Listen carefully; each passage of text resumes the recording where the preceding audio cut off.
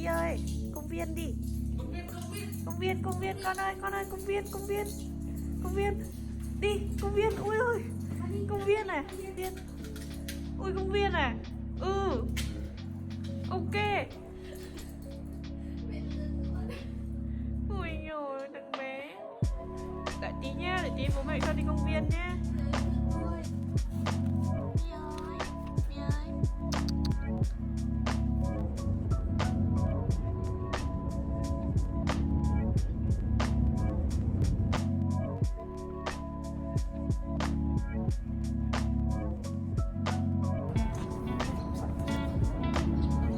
Tối quá.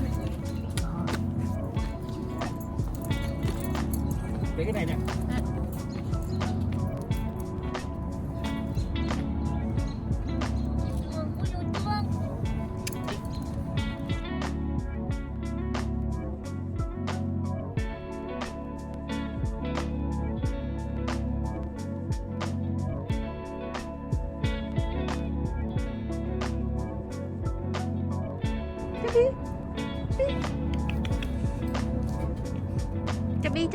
Chubby.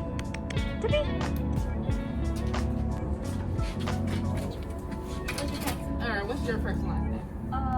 First name is Huang, H-O-A-N-G, and last name is Pham, P-H-A-N. Chubby phẹp. Xin chào mọi người, lại là Dan đây. Như mọi người thấy thì sáng nay bọn mình có đưa Chubby đến chỗ thú y để sáng đi thì phải chuẩn bị khá là nhanh, với cả là lúc bọn mình đi thì trời rất là tối. Mặc dù đã 7 giờ 7 rưỡi rồi nhưng mà trời rất là tối nên bọn mình không quay lại được nhiều. Bọn mình sẽ chỉ thả Chubby ở đấy thôi, rồi bọn mình về, chiều bọn mình sẽ đến đón Chubby sau. Chubby thì khá là sợ bởi vì là kiểu toàn người lạ, với cả là mình nghĩ là Chubby cũng biết là sắp có điều gì xảy ra, thế nên là trên đường đi Chubby rất là lo lắng. Nhưng mà thôi, chuyện gì đến thì cũng vẫn phải đến. Lúc bọn mình về đến nhà một lúc thì bên chỗ thú y họ có gọi, nhưng mà do là anh Hoàng để máy im lặng thế nên là không có nghe được cuộc gọi của họ. Khi mà gọi lại thì họ có nói là chắc là do Chubby sợ quá, thế nên là họ không có thể tiêm được cho Chubby. Thì lúc đấy họ cần mình quay lại, nhưng mà bây giờ thì họ đã có thể làm được rồi, thế nên là bọn mình cũng yên tâm là Chubby không có chuyện gì. Mình sẽ nói cho mọi người nghe một chút về Chubby nha. Chubby thì bọn mình nhận nuôi Chubby từ khi con 3 tháng tuổi và bây giờ con đã gần 8 tháng rồi. Chubby thuộc giống American Staffordshire Terrier lai với Bulldog. Bên mẹ là American Staffordshire Terrier, còn bố của Chubby là Bulldog. American Staffordshire Terrier là giống chó săn, còn Bulldog là chó chiến. Thế nên là con có một cái bản năng rất là lớn, bởi vì là nó là cộng hưởng của chó săn mồi và chó chiến. Thế nên là khi mà con nhìn thấy một vật nào đó mà con coi là con mồi thì con sẽ chạy để đuổi nó bằng được, và không có nghe bọn mình nói gì hết. Khi mà bọn mình nhìn thấy điều đấy thì bọn mình có nói là con không được như thế và gọi con lại rất là nhiều lần mà con không có nghe. Nhưng mà bọn mình cũng rất là lo ngại trong cái việc mà Chubby có thể chạy ra đường, và kiểu xe cộ đi qua thì rất là nguy hiểm, với cả là luyện con cũng khá là khó. Thế nên là bọn mình nghĩ là cái việc cho đi triệt sản để giảm đi cái hormone và giảm đi bản năng của con một phần cũng sẽ giúp con hơn trong cái việc để bọn mình training cho Chubby. Cái nơi mà mình chọn để đi triệt sản cho Chubby thì nó không phải là bệnh viện, nó như kiểu là một trạm thú y, nhưng mà nó là một tổ chức dành cho chó mèo. Tổ chức này có tên là Life Animal Project. Tổ chức này là một tổ chức phi lợi nhuận được thành lập từ năm 2002 để cứu mang và cứu chữa những em chó mèo bị bỏ rơi ngoài đường. Có một điều nữa về tổ chức này thì là bình thường ở Mỹ thì nó có một điều hơi buồn một chút là ở trong những cái shelter bình thường ấy, những cái trạm thú y động vật thì nếu mà chó mèo các bạn ấy không được nhận nuôi trong một cái thời gian nhất định, như là tầm 1 năm, 2 năm mà các bạn ấy vẫn ở cái trạm đó, thì các bạn ấy sẽ bị tiếng Anh người ta gọi là put down, nghĩa là sẽ bị kiểu như là tiêm một cái chất gì đó vào người á, nó gọi là để cho các con có thể ra đi một cách bình yên nhất và nhẹ nhàng nhất đó. Cái đấy là cái mà mình rất là nhưng mà ở cái tổ chức này thì họ không có làm thế, họ sẽ kêu mang động vật đến khi nào mà các bạn chó mèo đấy được nhận nuôi thì thôi. Nếu mà mọi người hỏi là tại sao bọn mình không mang Chubby đến một cái bệnh viện của chó mèo, một cái bệnh viện lớn hơn mà uy tín hơn, thì nói thật với mọi người là lý do lớn nhất là về vấn đề tài chính. Bọn mình thì cả mình và anh Hoàng thì vẫn là học sinh mà cái tiền để như kiểu là để triệt sản cho chó mèo nó rất là lớn, nó có thể lên đến tầm 300-400 đô cho một con chó, một con mèo luôn. Thế nên là bọn mình cũng đã tìm hiểu rất kỹ những cái tổ chức mà họ những tổ chức phi lợi nhuận họ làm với cái giá rẻ hơn nhưng mà chất lượng nó cũng rất là tốt, bởi vì các bác sĩ thú y ở Mỹ đều phải có trình độ, đều phải học qua hết, đều phải có bằng thì họ mới được được gì? Được phép hành nghề. Được phép hành nghề. Oh my god. Thiếu quá nhiều từ ngữ chị không? I know. Với cả đợt trước thì hai bạn mèo nhà mình thì cũng có đi triệt sản rồi, cả béo cả gầy luôn, vì hai đứa là một đực một cái mà các bạn ấy phục hồi rất là nhanh. Các bạn ấy sau béo thì mình thấy kiểu sau khi mà nó đi triệt sản về thì bạn ấy vẫn kiểu hoạt động bình thường, kiểu không có gì xảy ra hết luôn. Bạn ấy vẫn kiểu ăn uống bình thường, vui chơi bình thường. Còn gầy thì bố ba ấy thì bị rạch ở bụng, thế nên là mình nghĩ là chỉ tầm một tuần sau là bạn ấy có thể trở lại bình thường và ăn uống bình thường, hoạt động bình thường luôn. Thế nên là mình cũng khá yên tâm về những cái tổ chức phi lợi nhuận ở Mỹ này. Thế là bác sĩ thì ai cũng phải có bằng cấp hết thì họ mới được hành nghề. Thế nên là mình khá là yên tâm. Tiếp theo thì mình sẽ nói về về tác dụng của việc triệt sản cho chó. Tất nhiên là khi mà bọn mình quyết định triệt sản cho Chubby thì bọn mình sẽ nhìn vào hai yếu tố là mặt lợi và mặt hại. Bọn mình cân đo đong đếm thì để đi đến quyết định mà bọn mình sẽ triệt sản thì đương nhiên là mặt lợi nó sẽ nhiều hơn rồi, đúng không? Thứ nhất là về sức khỏe của con thì đương nhiên là sức khỏe của con sẽ tốt hơn rồi, và cái tuổi thọ của con cũng sẽ được tối ưu lên. Thường thì Chubby và Bunny tuổi thọ của con sẽ thường là 12 đến 15 năm. Thì nhờ cái việc triệt sản này thì mình mong là các con có thể sống với mình lâu hơn, dài hơn và dành thời gian với bọn mình nhiều hơn. Và đối với Chubby, đối với cái giống chó đực ấy, thì cái việc triệt sản cũng có thể làm giảm đi cái nguy cơ là ung thư tinh hoàn của con. Mình mất rồi còn đâu ấy. Cái thứ hai là chó đực sẽ mất đi cái nhu cầu sinh lý, cái hormone trong người con cũng sẽ giảm đi luôn. Thế nên là con sẽ không có đi tìm kiểu bạn ấy, con sẽ không đi tìm bạn để có thể giải quyết cái nhu cầu sinh lý đấy. Mà một khi mà nếu mà không triệt sản mà khi cái hormone nó tăng lên mà con muốn kiểu, chó thường nó sẽ phát rồ lên, con sẽ muốn đi tìm bạn, và chó kiểu hay đào bới các thứ ấy, nó thường đi qua những cái lỗ ở dưới đất nữa, mà nó đi ra ngoài đường thì cái tỷ lệ mà con bị đâm xe hay là con bị đi lạc nó rất là lớn, và đương nhiên là mình sẽ không muốn điều đấy xảy ra rồi. Thế nên là ngăn chặn sớm nhất khi có thể. Vì gần đây thì mình và anh Hoàng cũng nhìn thấy là Chubby có một số biểu hiện của chó đến tuổi, chó trưởng thành rồi, là khi con đi vệ sinh thì còn đánh dấu, và Chubby thì kiểu bị đi tiểu dắt á, không phải tiểu dắt mà mình nghĩ là nó cố tình như thế là đánh dấu. Chó đực mà cái tính chủ quyền, cái tính lãnh thổ của nó rất là cao, thế nên là mình mong là cái việc thiến đó nó có thể giảm hormone của Chubby đi, và Chubby sẽ bỏ được cái tính xấu đó đi, vì nó rất là mùi á. Còn một tác dụng nữa của việc triệt sản mà mình muốn nói ở đây là nó rất là tốt cho cộng đồng con người, cũng là cộng đồng chó mèo luôn. Nó sẽ làm giảm cái số lượng của chó mèo đi. Vì các bạn biết là chó mèo sinh sản rất là nhiều, một lứa thì có thể lên đến 10 mấy con lận, mà không phải ai cũng có nhu cầu muốn nuôi chó mèo trong nhà của mình cả. Thế nên là những cái bạn chó mèo mà không được nhận nuôi thì hoặc là bị bỏ rơi thì các bạn ấy sẽ phải đến những cái trạm cứu hộ động vật. Và như mình nói ở trước đó, là nếu mà trong mình nói chỉ là một vài thôi nha, một vài những cái trạm cứu hộ động vật mà người ta gọi ở Mỹ là shelter đó, thì nếu mà chó mèo mà trong một thời gian như kiểu là 1 tháng, 2 tháng, 1 năm, 2 năm gì đó, đó là tùy vào cái shelter đấy, mà các bạn mèo mà không được nhận nuôi thì các bạn sẽ bị put down, là bị kiểu giết nhân đạo đó. Điều đấy thì không ai muốn xảy ra, đúng không? Bởi vì là nhìn các bạn rất là thương. Gần đây thì anh Hoàng cũng có cho mình xem kiểu người ta kiểu một số lượng lớn chó mà họ phải put down trong một ngày, nó rất là lớn ấy, thế nên là mình cảm giác nó rất là kinh khủng luôn. Và mình cũng không muốn điều đấy xảy ra.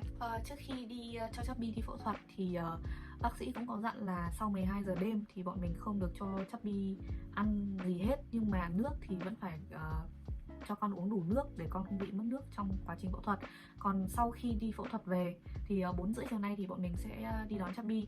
Mình biết là con rất đau, thế nên là nếu mà con không muốn chơi, con không muốn ra ngoài, con chỉ muốn nằm một chỗ thôi thì bọn mình cũng sẽ để con nằm. Và về cái lượng thức ăn ý, thì vì con vừa phẫu thuật xong thế nên là con cũng sẽ không ăn được nhiều đâu. Thế nên là bọn mình sẽ chỉ làm 1/2 thức ăn, cái số lượng thức ăn bình thường của con ăn thôi. Cho mọi người xem Bunny một xíu. Con đang ngủ vì con rất là nhớ anh. Bình thường thì hai đứa lúc nào mà kiểu ra ngoài chơi, đi vệ sinh hay là ăn uống lúc nào cũng có nhau. Nhưng mà do hôm nay là Chubby phải đi, thế nên là Bunny khá là buồn. Bunny chẳng muốn làm gì luôn. Ăn cũng kiểu như là cũng sang bát Chubby ngửi xong thì kiểu cứ ngồi để đợi á, xem là anh đâu á. Xong rồi mặt cứ buồn thiu luôn. Bunny, touch. Wait. Touch. Hand. Good girl. Bunny down. Good girl.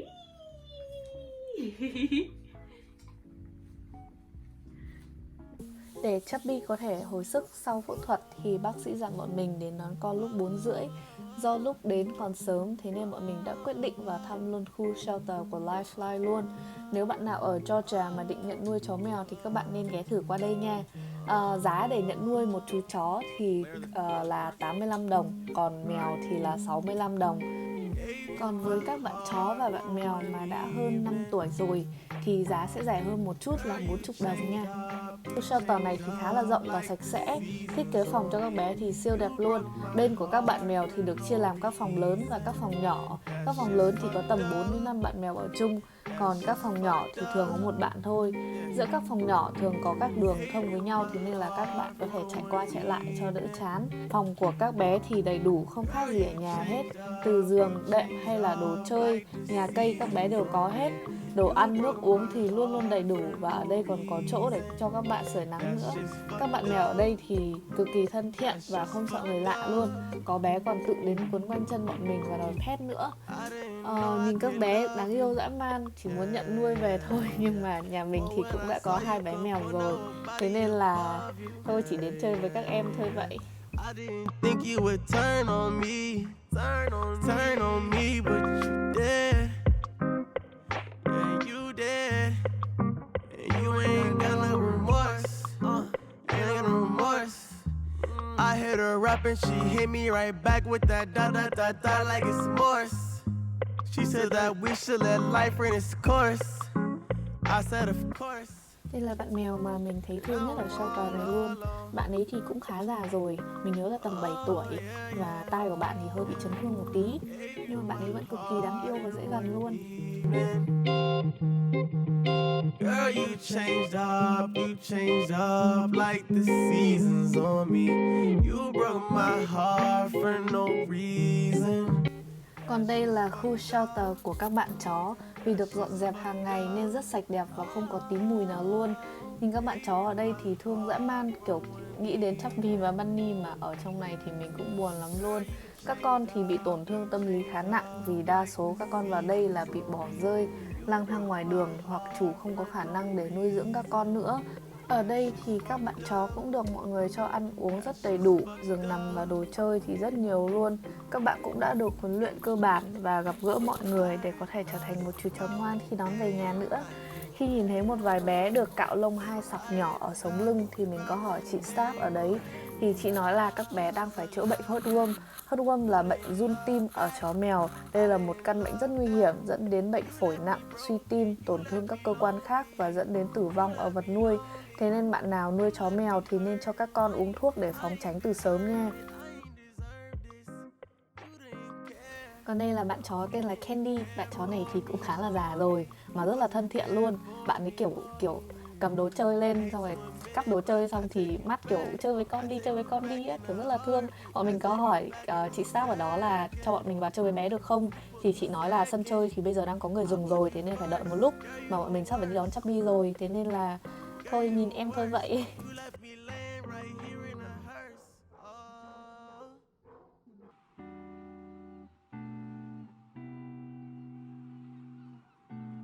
Chào cô chú, con mới